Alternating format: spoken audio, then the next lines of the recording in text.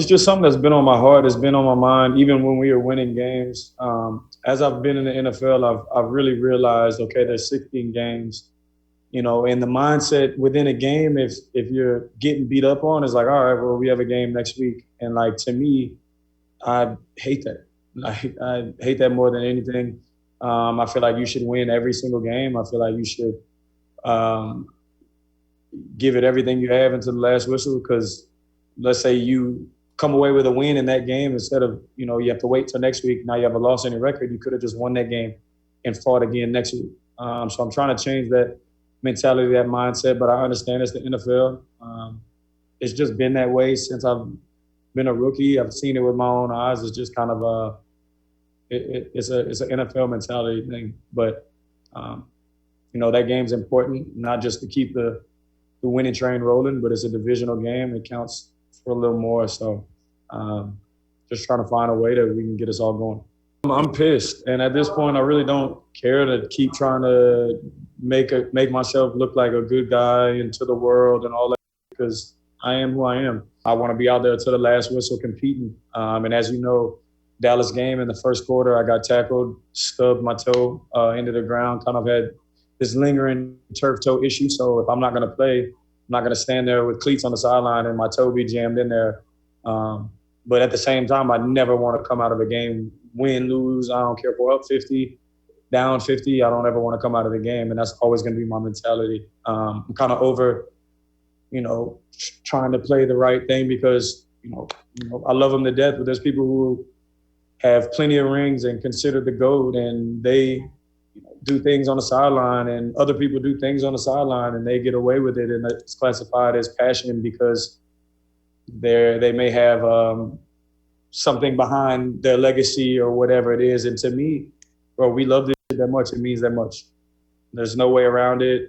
I don't care if I have 0 rings, 12 rings, 20 rings.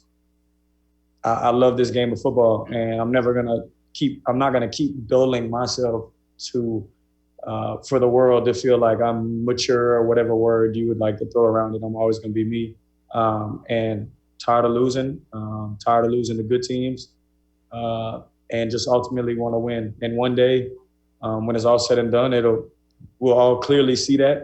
But in the meantime, while we're in it, I'm sure we won't. So I just keep pushing forward. It's not gonna bother me anymore.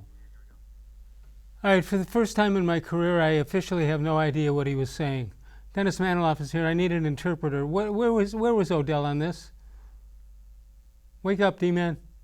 I can't listen to that anymore, Les. I don't know what I was listening to this guy. I don't know what I was listening to. I mean, first of all, we get it, Odell. You want to win, all right? Well, so does everybody else on that team.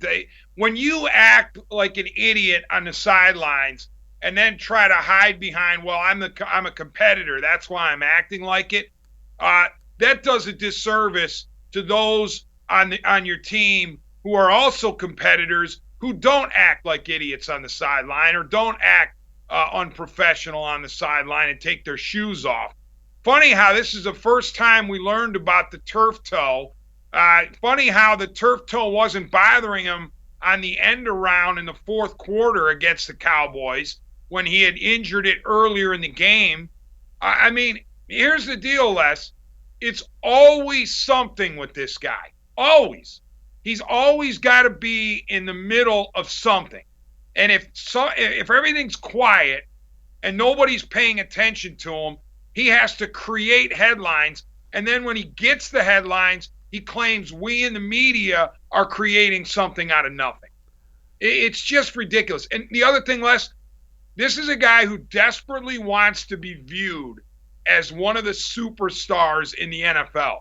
The problem is his numbers, at least since he's been in Cleveland, are not superstarish or superstar-like. So he has to create reasons to talk about him.